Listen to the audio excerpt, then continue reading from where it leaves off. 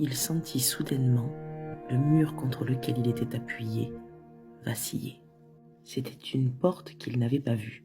Pour lui, l'aubaine était trop belle. Enfin, une cache digne de ce nom qui se dévoile à lui. Il pénétra alors dans cette cachette inespérée et la porte se ferma d'elle-même derrière lui. Alors il y avait probablement un mécanisme dans la dalle au sol qui activait, ouvrait la porte lorsque une personne se trouvait dessus et se refermait lorsque la personne n'était plus sur cette dalle. Rabastens se retrouva donc dans une pièce complètement obscure. Il pouvait entendre son compagnon de l'autre côté de la porte qui le cherchait. Bien entendu, il ne fit pas de bruit, trop heureux d'avoir trouvé la cachette dans laquelle on ne le trouvera pas.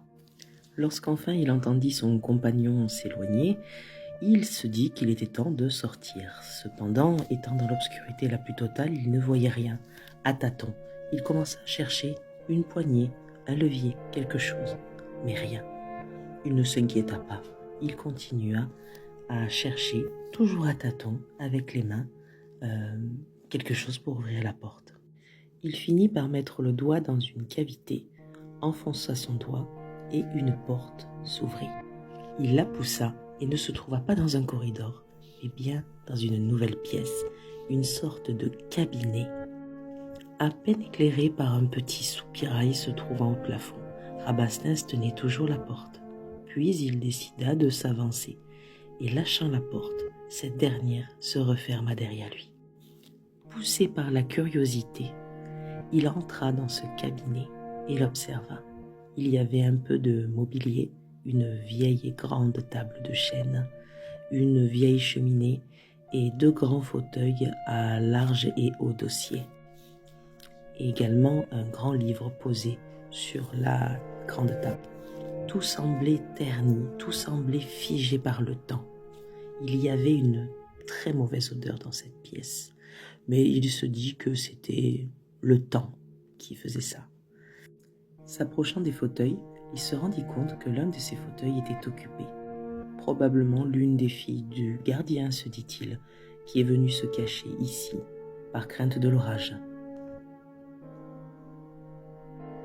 Ne voulant pas réveiller la demoiselle, il explora la pièce et s'approcha de la table et se mit en tête de feuilleter le vieux livre se trouvant sur la grande table de chêne. Il s'agissait d'une très vieille Bible, une Bible protestante. Il entreprit la lecture de cette Bible pour passer le temps en attendant la fin de la partie de cache-cache. La Bible lui apparut avoir plus de 200 ans. Probablement, pensa-t-il, l'une des vieilles Bibles du baron des Adrets. Il comprit que la pièce dans laquelle il se trouvait était probablement une ancienne cachette huguenote, dans laquelle le baron des Adrets cachait certains de ses coreligionnaires, ou bien se cachait lui-même, il y a de cela près de 200 ans. Quelque chose, cependant, l'intrigua très fortement. À l'intérieur de la couverture en cuir du livre, il se rendit compte qu'il y avait des mots gravés. En effet, il trouva sur la table une très vieille épingle à cheveux, identique à celle que sa mère portait à l'époque. Il tenta de déchiffrer l'inscription gravée.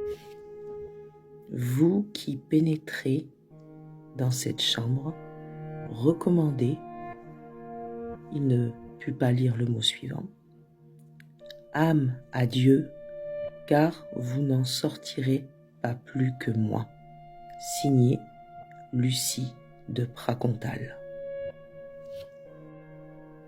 Rabastens fut soudainement pris d'une énorme frayeur, cette frayeur que l'on a soudainement quand on comprend quelque chose de grave.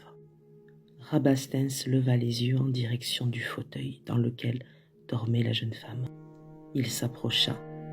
Il distinguait sa silhouette dans la pénombre. Toujours immobile, il tendit sa main pour toucher ses doigts. Ils étaient froids et durs comme du bois. Il comprit alors que la jeune endormie n'était pas la fille du gardien, mais était bien le corps de Lucie de Pracontal que l'on avait cherché car elle avait disparu 30 ans auparavant le jour de ses noces. L'angoisse le saisit. Il recula d'un bond, se jeta sur le mur, se jeta sur la porte pour l'ouvrir pour s'enfuir, mais il ne trouva aucune poignée. Il chercha le long des autres murs un moyen de sortir, une porte, quelque chose, mais rien. Il hurla, il cria, il jeta tout ce qu'il pouvait afin de faire du bruit, pour qu'on puisse le trouver. L'angoisse dans laquelle le mit sa situation a décuplé ses forces. Il se saisit de l'immense table de chêne, la poussa sous le soupirail, s'empara d'un des fauteuils, le mit dessus, grimpa sur cet échafaudage de fortune et s'accrocha au barreau du soupirail situé au plafond. Il hurle de toutes ses forces pour qu'on l'entende, mais rien. Il reste accroché comme ça, on ne sait pas combien de temps. Il finit par tomber et s'évanouit. Il se réveilla après un sommeil interminable. Il repensa à sa situation et se mit à regarder le cadavre. Il s'approcha d'elle, la regarda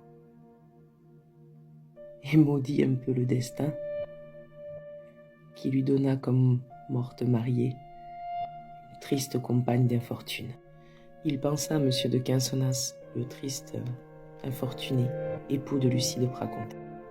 Ce dernier, en effet, était parti probablement en Nouvelle-France où il aurait été tué pendant les guerres indiennes. Il n'arrivait pas à détacher son regard du corps de Lucie. Il scruta ses orbites enfoncées, cet étrange rictus qui dévoilait des dents blanches et luisantes, sa peau momifiée, sa robe bleu clair, ternie.